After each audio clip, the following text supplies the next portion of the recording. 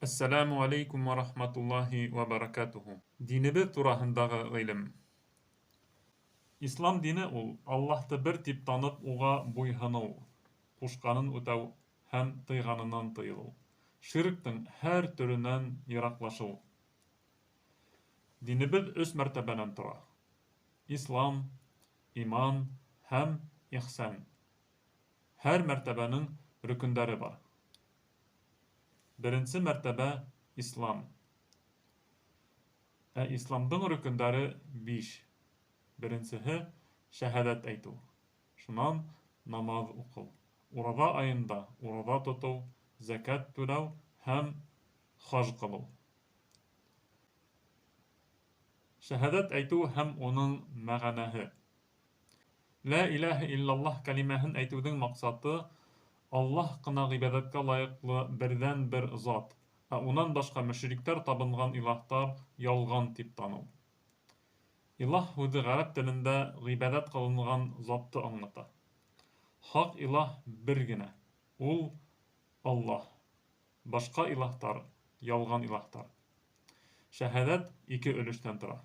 Беренсе өлөшө — Ла илаһа иллаллаһ тип әйтеү.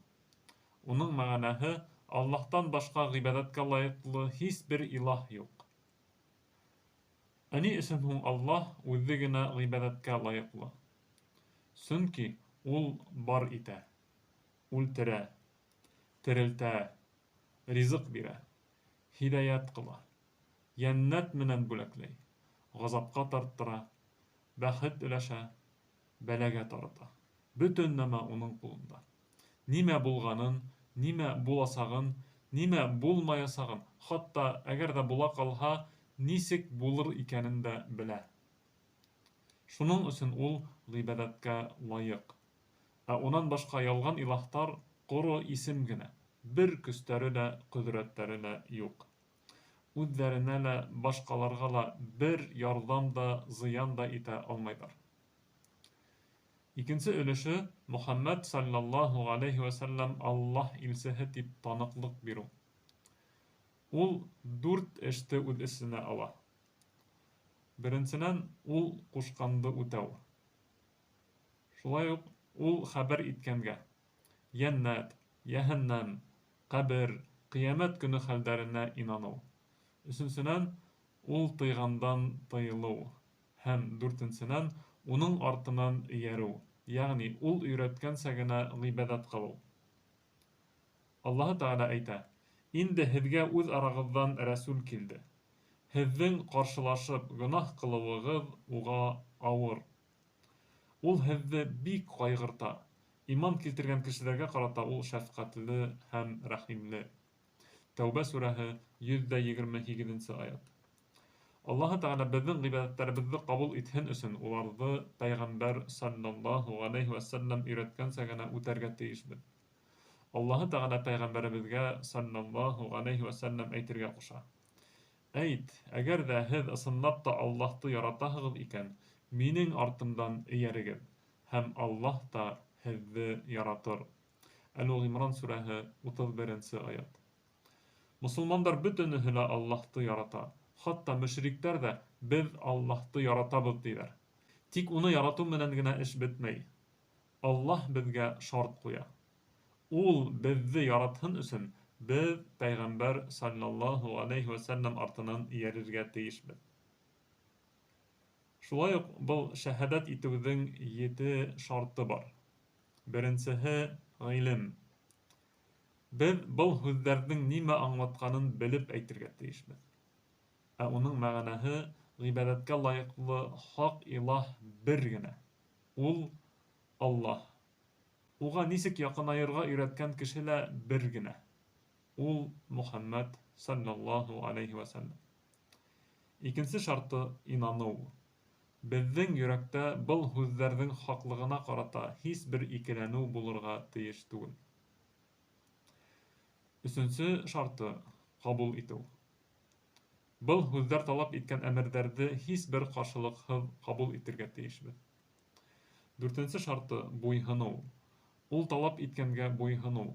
Аллаһы Тәғәлә әйтә: «Һеҙгә ғазап килмәҫтән алда Раббығыҙға тәүбә ҡылығыҙ һәм уға буйһоноғоҙ. Фирҡәләр сүрәһе 54-нсе аят. 5-нсе шарты тоғролоҡ. Әйткән һүҙҙәргә тоғро булыу. Эй һеҙ иман килтергән кешеләр, Аллаһтан ҡурҡығыҙ һәм дөрөҫлөктө һөйләүселәр менән булығыҙ. Тәүбә сүрәһе 119-нсы аят. 6-нсы шарты ихласлыҡ. Һәр төрлө ширктан таҙа булыу. Лә илаһа иллаллаһ кәлимәһен әйткән кеше көфөрлөктө һәм ширкты ҡалдырырға тейеш. Уларға хәнифтәр булып, уның алдында дингә ихлас булып, Аллаһҡа ғына ғибәҙәт ҡылырға, намаҙ уҡырға һәм зәкәт түләргә бойоролдо. Ошо тоғро дин. Асыҡ аңлатыу сүрәһе 5-нсе аят. Һәм 7-нсе шарты мөхәббәт. Беҙ ошо һүҙҙәр ҡушҡан әмерҙәрҙе, ошо һүҙҙәр менән бәйле әйберҙәрҙе, урындарҙы, кешеләрҙе яратырға тейешбеҙ. Мосолман яратырға тейешле әмерҙәр: тәһәрәт алыу, намаҙ уҡыу, ураҙа тотоу, зәкәт саҙаҡа биреү, хаж ҡылыу һәм башҡа төрлө ғибәҙәттәр. Мосолман яратырға тейешле әйберҙәр — ул Ҡөрьән Кәрим, хәҙистәр китабы, мосолманса йөҙ-ҡиәфәт, ирҙәр өсөн шайтан ашығынан аҫҡа төшмәгән иркен салбар, түбәтәй, һаҡал, ә ҡатын-ҡыҙ өсөн яулыҡ, хижаб һәм башҡалар. Мосолман яратырға тейешле урындар — мәсеттәр, мәҙрәсәләр, Мәккә һәм Мәҙинә ҡалалары. Мосолман кеше яратырға тейешле кешеләр — барлыҡ мосолмандар, ғалимдар, иң нығы пәйғәмбәребеҙҙе саллаллаһу алейһи вәсәлләм яратырға тейешбеҙ. Ул әйткән: «Мине балаларығыҙға, ата-әсәләрегеҙгә һәм бөтөн кешеләргә ҡарағанда нығыраҡ яратмайынса тороп, иманығыҙ камил булмаҫ». Бухари риүәйәте.